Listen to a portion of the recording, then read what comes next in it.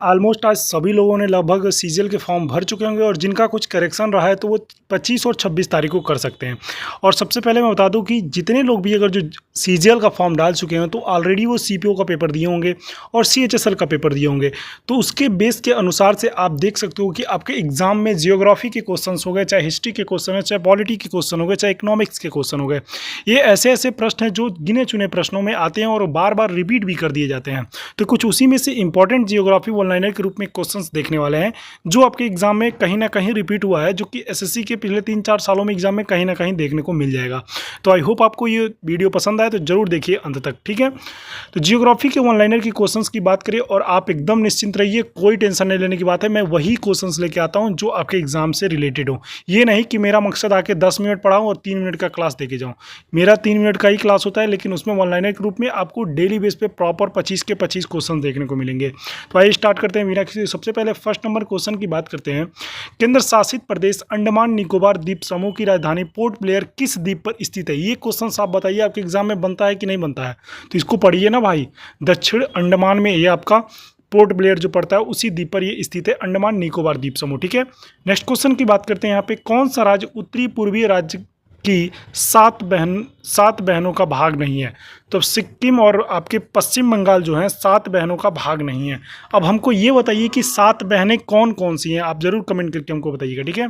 Next question की बात करते हैं। कौन सा महत्वपूर्ण अक्षांश भारत को 2 भागों में बांटता है? तो आपको 23 डिग्री 3 मिनट पे उत्तरी अक्षांश जो है भारत को 2 भागों में बांटता है। तो ये भी इंपॉर्टेंट क्वेश्चन है, इसको भी नोट डाउन जरूर कर लीजिएगा। नेक्स्ट क्वेश्चन की बात करते हैं। यहाँ पे उत्तर भारत में उप हिमालय क्षेत्र के सहारे फैले समतल मैदान को क्या कहलाते हैं? तो इसको हम लोग कहते हैं भावर कहते हैं। क्या कहते हैं? भावर कहते हैं, ठीक है। नेक्स्ट क्वेश्चन की बात करते हैं। कोरी निवेशिका कहाँ स्थित है?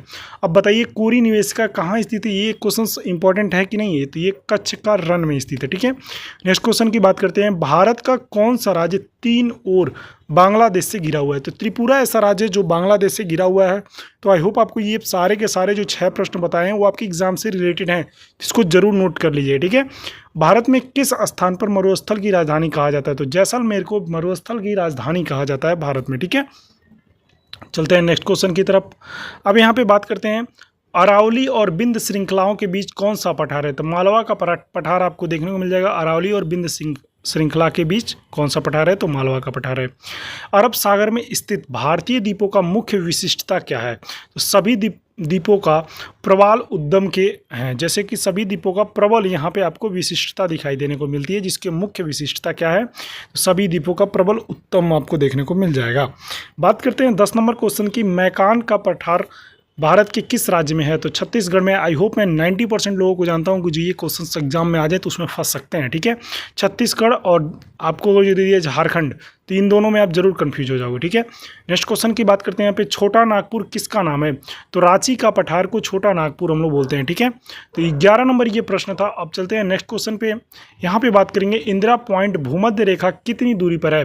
तो 876 किलोमीटर पे इंदिरा पॉइंट भूमध्य रेखा से आपकी दूरी पड़ती है। भारत और चीन की सीमा रेखा को स्पर्श करने वाले भारतीय राज्य कौन से हैं? तो अरुणाचल प्रदेश, नागालैंड, मणिपुर और मिजोरम आपको चीन की सीमा से आपको सटे हुए दिखाई दे देंगे, ठीक है। दक्षिण भारत की सबसे ऊंची चोटी की कौन सी है? तो अन्नामुड़ी सबसे मतलब ऊंची चोटी आपको देखने को दक्षिण भारत में मिल जाएगी। बात करेंगे नेक्स्ट क्वेश्चन की। सर्वप्रथम इंडिया शब्द का प्रयोग भारत की किस भाषा में किया गया है? तो ग्रीक भाषा में इंडिया का प्रयोग किया गया है सबसे पहले, ठीक है। चलिए नेक्स्ट क्वेश्चन की बात करते हैं। अब 10 क्वेश्चन और बने हैं, तो कृपया पेशेंस बनाए रखिएगा, आपके एग्जाम के लिए बहुत ही इंपॉर्टेंट है क्वेश्चंस। प्राचीन भारतीय भौगोलिक मान्यता के अनुसार भारत किस द्वीप का अंग है? तो जम्मू द्वीप का अंग है भारत अपना, ठीक है। नेक्स्ट क्वेश्चन की बात करते हैं। भारतीय मानक समय कितने डिग्री देशांतर पर आधारित है? तो 82 डिग्री 36 मिनट पूर्वीय देशांतर पर स्थित है, ठीक है, भारतीय मानक समय। नेक्स्ट क्वेश्चन की बात करते हैं। आदम का पुल किन 2 देशों के मध्य स्थित है? तो बैरन यो नारकोंडम में आपका ये दोनों देशने का आदम का पुल देशों को में देखने को मिल जाएगा। हैदराबाद का जुड़वा नगर कौन सा है? तो सिकंदराबाद आप सभी को पता होगा, ये हैदराबाद का जुड़वा नगर आपको कहा जाता है। नेक्स्ट क्वेश्चन की बात करते हैं। थार भूमि कहाँ स्थित है? तो राजस्थान में स्थित है। भारत में कौन सा राज्य सबसे अधिक राज्य सीमाओं का स्पर्श करता है? तो उत्तर प्रदेश करता है अपना, ठीक है। नेक्स्ट क्वेश्चन की बात है। स्वतंत्रता से पहले कौन सा भारतीय क्षेत्र काला पानी के नाम से जाना जाता था? अंडमान निकोबार द्वीप समूह को आपको काला पानी के नाम से जाना जाता है। नेक्स्ट क्वेश्चन की बात करते हैं, झांसी नगर भारत के किस राज्य में स्थित है? तो उत्तर प्रदेश में आपको झांसी नगर देखने को मिल जाएगा।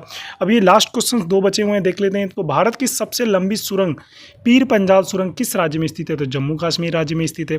भारत और पाकिस्तान के बीच सीमा रेखा का निर्धारण किसने किया?